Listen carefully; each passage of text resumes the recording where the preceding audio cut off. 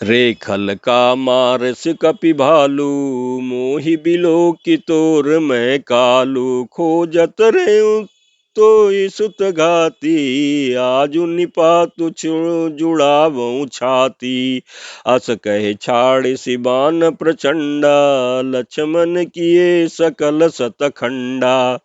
Cotton आयुध रावण डारे, तिल प्रवान करे काटि निवारे।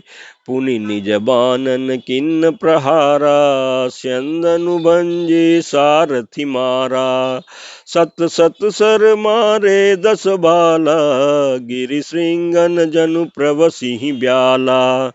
पुनि सत सर मारा उर माही, परेउ धरनि तल सुधि कछु नाही। उठा प्रबल पुनि मूर्छा जागी, छाड़ सि ब्रह्म दीनि जो सांगी। जो ब्रह्म दत्त प्रचंड शक्ति अनंत, उर्मा लागी सही।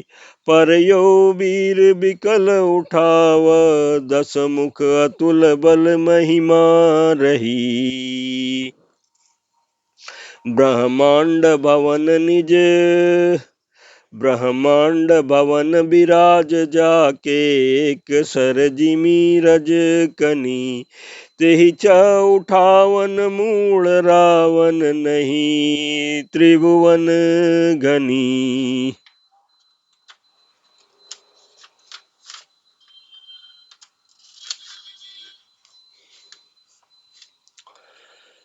देखी पवन सुत धायऊ, बोलत बचन कठोर। आवत कपि अन्यो तेहि, मुष्टि प्रहार प्रघोर। प्रमात सियावर रामचंद्र शंकर जी भजो।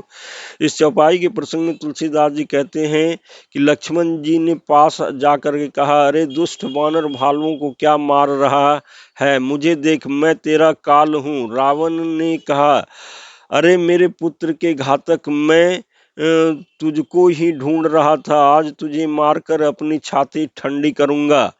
ऐसा कहकर उसने प्रचंड बाण छोड़े, लक्ष्मण जी सबके सैकड़ों टुकड़ों कर डाले।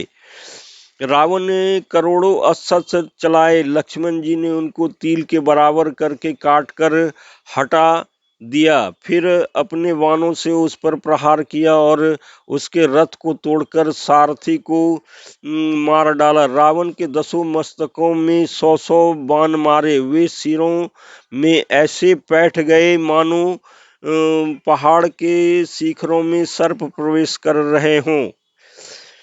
फिर 100 बाण उसकी छाती में मारे, वह पृथ्वी पर गिर पड़ा, उसे कुछ भी होश न रहा। फिर मूर्छा छूटने पर वो प्रबल रावण उठा और उसने वह शक्ति चलाई जो ब्रह्मा जी ने उसे दी थी।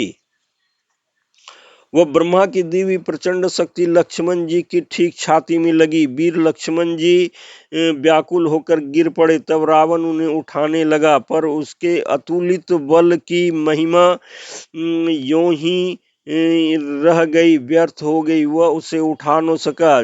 जिनके एक ही सिर पर ब्रह्मांड रूपी भवन धूल के कण के समान विराजता है, उन्हें मूर्ख रावण उठाना चाहता है।